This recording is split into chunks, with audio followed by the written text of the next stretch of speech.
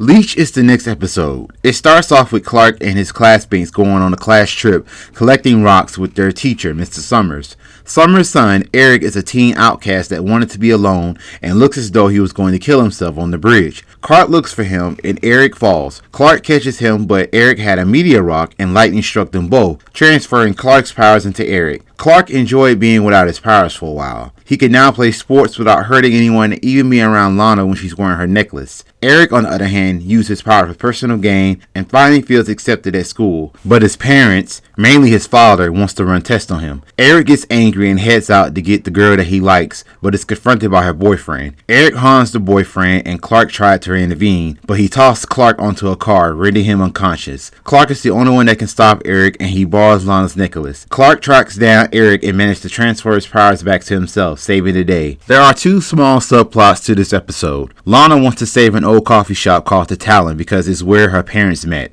Another is when Lex was presumably bought off by the family of the girl he was sleeping with, Victoria. However, Lex planted files on Cadmus Labs that made it worth millions, but it turns out it was worthless. The shady journalist, Nixon, that Lex has up under his thumb, did some investigation that Victoria was also sleeping with Lionel, and he was the one who initiated it. The next 3 episodes are plain and filler. Kinetic is about a high school has-beens uses meteor rocks for ink for their tattoos, but it gives them power of intangibility. Temporarily. They've been robbing banks the last 6 months, so they decided to rob the Luthor mansion while Clark and Chloe interview Lex. Clark gets weak by the effects of the meteor rocks from their tattoos, and he couldn't get there in time for Chloe falling.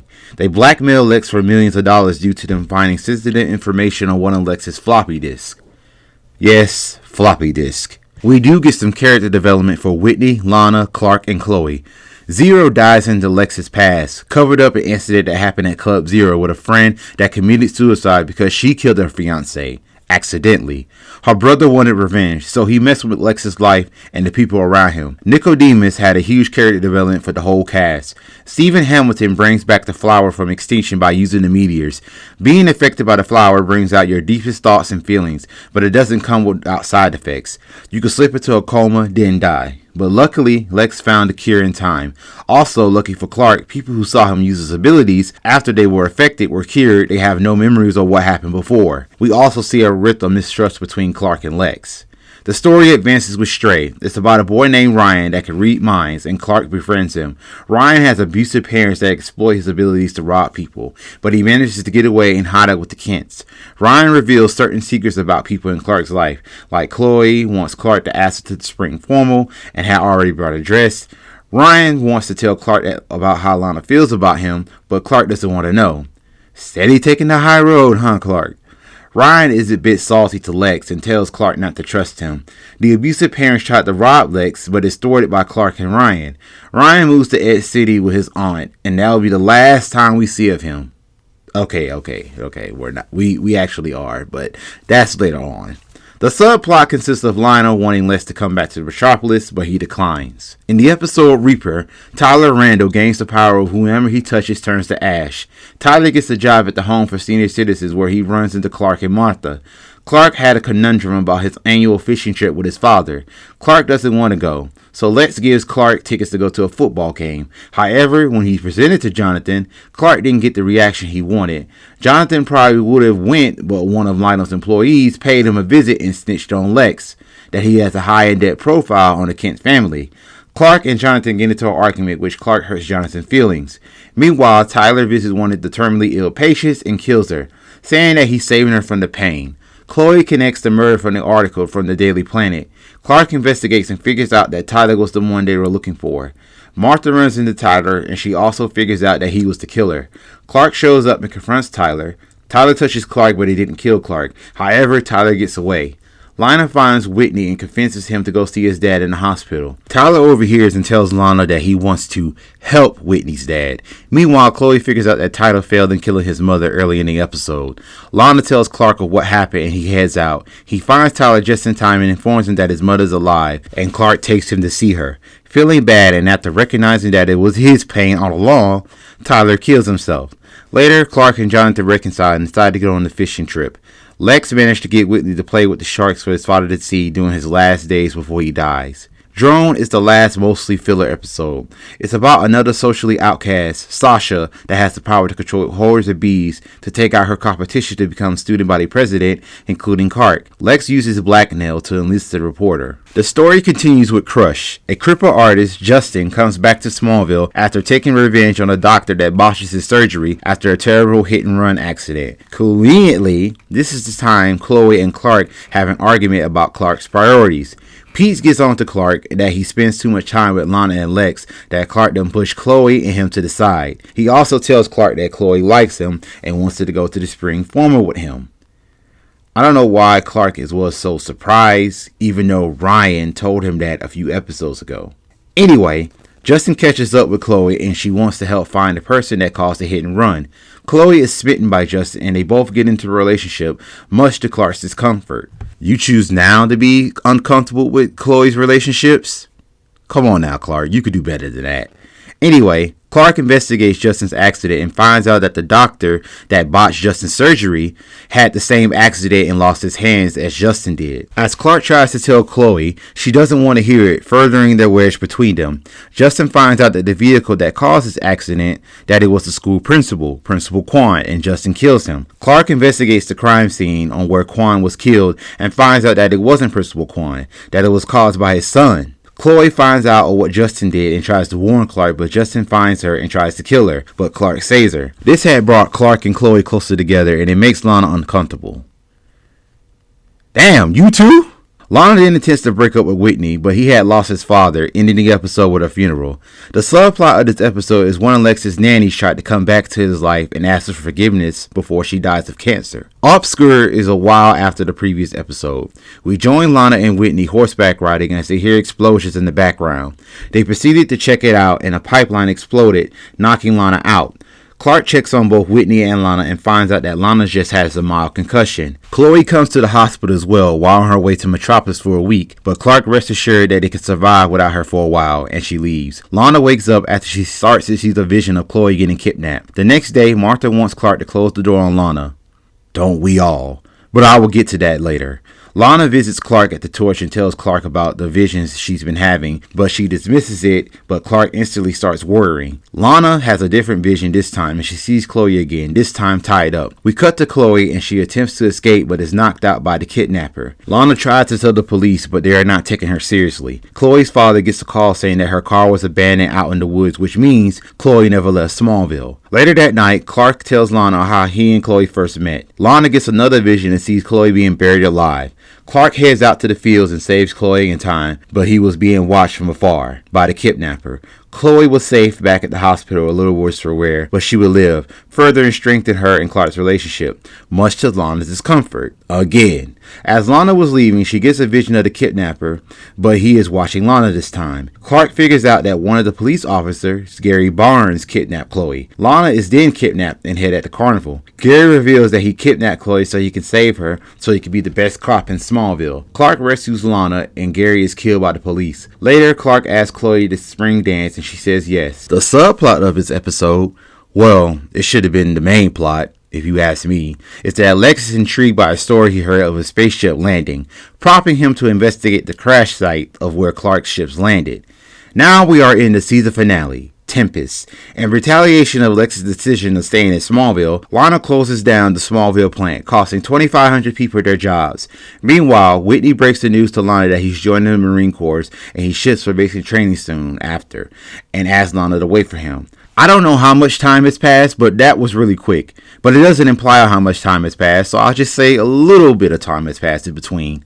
Anyway, Lex gathers the workers and tries to plan an employee buyout, but Lionel buys Smallville savings alone. He plans to foreclose on anyone that misses their payments slightly. Chloe is affected by the closing of the plant and might have to move back to Metropolis, and Clark gets a little upset. Later, as Clark is doing his chores, his truck was rigged to explode by Nixon, discovering Clark's secret. Clark is then harassed by Nixon, but is stopped by Lex, pretending not to know Nixon, and warns Clark to stay away from him. Clark warns his parents, but they say tread softly and don't use his abilities. However, Nixon was listening to them via surveillance device where his ship is stored. As Whitney was getting ready to leave, he surprises Lana with one dance beforehand. As Chloe picks up Clark for the dance, Nixon watches as he heads towards the storm cellar to find the spaceship. As the dance begins, the storm is about to start. Whitney talks with Clark and apologizes for what he did to him over the past year, and Clark accepts.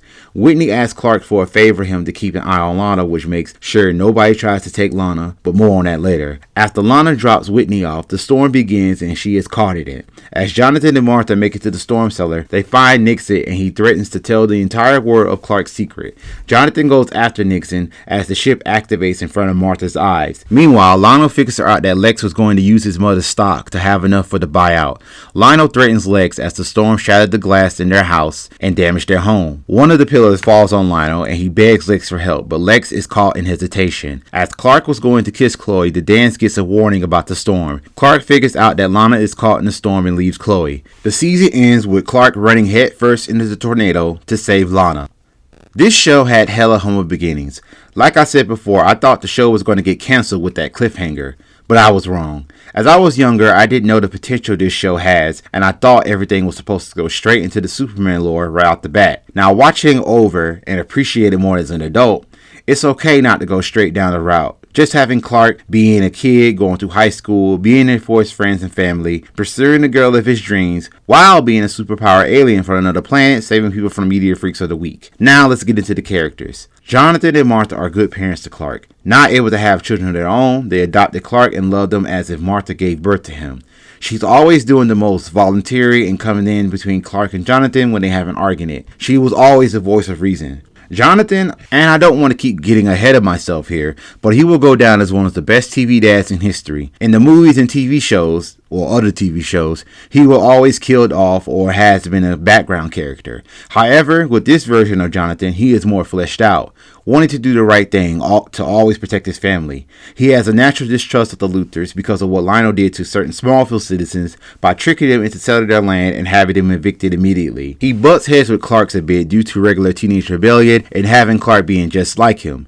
You see, by the finale, Jonathan shows that he will go to such great lengths to protect his family by going after Nixon in the middle of a storm. He's a hard worker and an honest man and is proud that he rubbed off on Clark. And in certain comic book stories, it is shown what happens to Clark if he didn't land in Smallville, nor raised by the Kents. Let's just say that it doesn't end well. Trust me. Jonathan and Martha met in school. Martha knew that she was going to marry Jonathan because at one time she asked for a pencil from him and he didn't ask it back, and she asked why, and he says he likes to believe in people. Do you see what I'm talking about? Greatest man ever, bar none. Whitney at first was your typical jock with popularity. He had good friends and the prettiest girl in school, and I'm going to say good friends loosely. Anyway, he mainly saw Clark as a pest more than competition for the love of Lana, and often gets an attitude with Clark. He even strung Clark up in the field as that year's Scarecrow. I mean, what was that going to do, even if Clark didn't have superpowers? He would have still pursued Lana. Oh hell, I'm talking about me if that was me. Shoo, do that shit to me, Whitney. I would have called your ass out and took Lana from your ass. Whitney's character developed as his father had health problems and ultimately dying. Whitney had dreams of playing for the Metropolis Sharks but lost his scholarship due to his grades. I had kind of the same thoughts minus the football. Didn't know I was going to do it in my life, so I felt the military was the only option for me. It was either that or go to community college with my mother. And I told my mama, this ain't the Parkers. So from 2007 to 2011, I was in the Marine Corps, and I was on the same base, Camp Lejeune, the whole time. There were fun and bad times, I tell you. There were people I wish lived in my city so we could hang out again, and I met a lot of good people while I was in. However, there are some, if I see their ass on the street again, I will slap the shit out of them, on sight. Also, the only time you deal with the real Marine Corps, or the way they are supposed to be, is in boot camp basic training. That's about it. When you get in the fleet, it's just assholes hiding behind their rank. I'm sorry, I'm going off topic. I just thought I'd share. Even though Clark and Whitney made up, Whitney immediately asked Clark to keep an eye on Lana. I get it that you don't want no guy to sweep her off her feet, but you went out your way to enlist the one guy that was trying to steal your girl the entire year. It's asinine to me. I don't know, it might have showed signs of maturity, but in my opinion, Clark would have been the last person I asked to look after Lana. Just saying. I sympathized with Whitney when he took charge of his life and not letting staying in Smallville be his fate. It was like me. After I got out, I tried staying back in my hometown for a while. Believe me, I tried. But Atlanta was the better option for me. But that's a whole different story. Pete is one of Clark's best friends. He always a smooth talker and usually gets the girl he wants. Usually. Even though he tried to downplay of how he looks and he said he can't get with a girl. But he always ends up with a pretty woman in every other episode. He's the youngest of his immediate family, and his brothers play football at Smallville High, but when Preet tried to carry on the legacy on the field, it is implied that he doesn't have 1 ounce of natural sports talent that his brother has, but he's still on the team, so he can't gain popularity and avoid being the unlucky freshman on being that year's scarecrow. Later on in the season, he slowly aired out his resentment towards Clark on his relationship with Lex, feeling that he was being replaced in the best friend department. He had every right to be upset. When Pete was infected by the Nicodemus flower, that's when he aired out more of his frustration, even going as far as killing Lex. He even has hidden feelings for Chloe. Chloe runs the church for Smallville High, and it seems like her and Clark are the only ones that work there. The only time when he gets attention of the principal is when she posts about the paranormal. This was a quarter way through the season, and he chose to confront her now? But that was to draw conflict with Lana, but it was immediately resolved with them both running the torch together. She tends to let her journalistic curiosity get into trouble, but that's any reporter. Just look at the reporters from TMZ and Gail Weathers from Scream. Looking at her character in Season 1, she may have made fun of jocks, cheerleaders, and other popular people due to her sarcasm, but in actuality, she does pine on what the rest of everyone wants. Or has. She did want a boyfriend, but she didn't do too well in that department. With Sean, he was a womanizer that used Black Book of women and take their body heat killing them. He almost had Chloe until Clark saved her. Justin probably did like Chloe, but like I said before, Chloe's journalistic curiosity got her almost killed before being saved by Clark. It is shown that she is in love with Clark, even through the pilot episode that she was even interested in Clark, but by the end of the season, she had the same feelings which made them go to the dance together. Now, at the end of the season, Chloe did foreshadow or put into the universe that Clark will leave her at the dance for Lana. That was sad, but I didn't want to get ahead of myself with this, so I'll save it for the next few seasons. Lana, the girl next door, head cheerleader, the most popular girl in school that could do no wrong, but behind the scenes is a traumatized girl who lost her parents right in front of her eyes. You notice that Lana has a soft-spoken voice and often doesn't let things upset her, unless you disrespect her, try to ruin her life, or bring up her dead parents, or try to kill her. Her character grew more once she got to know Clark and Lex. When she was affected by the Nicodemus flower, she showed how much her resentment of how people wanted to control her, and she showed how she really felt about Clark underneath. Her relationship with Whitney started to get complicated once she got to know Clark more. She was willing to cheat on Whitney if it wasn't for Clark taking the high road and told Lana to fix her relationship with Whitney. If Clark never found out about Whitney's dad, he would have definitely kissed Lana, and it would have made Lana, Clark, and Whitney triangle more interesting. She tried to break up with Whitney several times once Clark started to pine for Chloe, so that way she would have been available for Clark.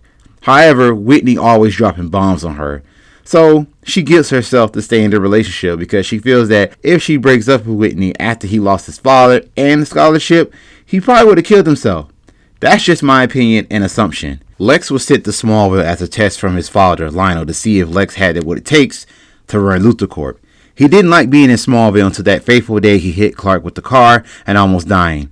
He's forever grateful that Clark gave him a second chance to live and he befriended Clark. However, Lex doesn't want to stop there, as he investigates the crash in order to uncover Clark's secret, but Clark throws Lex off numerous times. However, Lex is an opportunist when it came to learning more about Clark's secret. When Phelan, the crooked cop, died, Lex wanted nothing more than to find out what Phelan had on Clark. He treats Clark like a little brother he never had, giving him pointers how to get Lana, making Clark's house party more memorable with fireworks, hook him up with tickets to an exclusive football game, etc. However, Lex's perception grows as he sees that Clark has a loving family while his own biologist tests and berates him every chance Lionel got. I really want to go more in detail on their relationship, Lionel and Lex, but I'll have to wait and cover that for future seasons. Don't get me wrong, Lex can be a nice guy and tries to do the right thing, but he also is not to be trifled with. He doesn't like to be blackmailed, extorted, or used. Just when you think Lex is back against the wall, he comes out on top with impressive monologues. His past often comes back to haunt him from Club Zero, Phelan, and Hickman. Everyone else just gets caught in the crossfire and lose more cool points with Jonathan. We will see what kind of man Lex will become in future seasons. Now we are here at Clark Kent, the star of the show. Clark, even that young, will always do the right thing no matter the consequences. He has a decent relationship with his friends and family. He was a good student in school and wrote stories for the Torch. Things started to change when he started to actually talk to Lana. That's because he could not get within 3 feet of her due to the fact that her necklace was made of meteor rock and that could make him sick.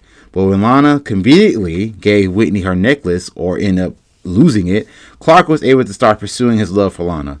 Well, until later on in the season, that is. He started to fight for Lana, but he does the right thing and points Lana back in Whitney's direction. Even though he's adopted, his parents love him very much. Martha is very nurturing to Clark and often tells him the harsh truth, but in a nice way. He respects his father, but that doesn't mean he does not have disagreements with him. When he joined the football team against Jonathan's wishes, that someone could get hurt if Clark pushes himself too far at a football game, Jonathan disapproves of Clark's and Lex's friendship due to the sins of Lionel. Clark often defends Lex, but when something bad happens when involving Lex, Jonathan just sits back and sips his metaphorical Hennessy saying, "See? I told you so." One thing about Clark, he will see the good in people even when they don't deserve it. See, I keep getting ahead of myself. Seriously, we all know that Lex will become Clark's greatest enemy, but this take on Lex and Clark's relationship as friends in the beginning and slowly drift apart and being on opposite sides of good and evil. I had a friend like that once. We were in the Marine Corps together. We did everything from playing video games, party, etc. But once we got into committed relationships, things weren't the same. Things happened and we were beefing for a while. We tried to find a common ground, but we really was fooling ourselves and we just went our separate ways. I know it must be hard for Clark to hide his abilities on a daily basis. Like, don't get me wrong, I would love to exploit my abilities to a degree, but if you asked me over 10 years ago, then it wouldn't make sense to humble myself. Now, at the start of the series, he has super strength, super speed, and invulnerability. He only got one other ability this season, and that was his X-ray vision. He definitely utilized it majority of the season. The X-ray vision has 3 versions of it. The first one was when Clark saw Pete's skeleton and organs. The next one is the one that he always used. It's the one that looks more like Batman's detective mode in the Arkham games. The last one is that he can see through solid objects and gets a full picture in full color. But that's the first and last one. I don't think he ever used it again. I think. His love for Lana was always innocent to a degree. Sometimes he often creeps over her, stare too long at her, but for the most part, innocent. Towards the end of the season, she started to feel the same way about Clark, especially when they almost kissed after Clark started to like Chloe. Typical. Okay, I know that Lana was interested in him before he liked Chloe, but I just want to say in general, why do women do this? They don't be interested in the guy, but as soon as the guy moves on, then all of a sudden she's interested in you. It happened to me and my friends. They'll tell you, like it or not, but I learned from a friend of mine that she will always have a guy for every situation. One guy for money, one guy for a ride, another for food, companionship, sex, etc. Once upon a time, we as men were one of those kind of guys. Sad to say, but it's true. When he tried to move on with Chloe, he couldn't just stay away and had to leave Chloe at the dance and go save Lana.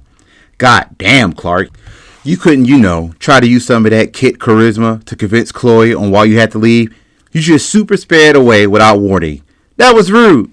I really hope that Chloe forgives you and doesn't hold you accountable.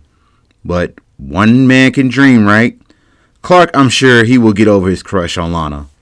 Eventually. The first season may be good, but there's just one thing I had to take away from it. Is that the 100 plus bullies in every other episode that motivates the meteor infected of the week to do bad was pretty ran through. I know there are more meteor infected that were motivated by other means, but the being bully part resonated with me the most. Oh, honorable mention. The people who learn Clark's secret outside of his parents either die or move out of Smallville. It's kind of convenient to me, but I guess it's for keeping the circle for Clark's secret small for the time being. I guess. Things will only heat up for Clark in his sophomore year at Smallville High as we return in a few months or so for Smallville Season 2. Thank you guys for watching, And if you are new to my channel for the first time, I have more videos for you to watch as I review movies, current TV shows, anime, video games, comic books. So if you are bored and want to pass the time, those videos are there. I also do a podcast type videos. The segment is called Burst Talk, to where I talk on various forms of media with others. Now those videos are very long, but we really have interesting things to say. So I highly encourage you all to watch. If you have any requests on what videos to make for Burstlimit Retrospect or any other videos, let me know in the comments. So please don't forget to like, subscribe, share, and I will see you all next time.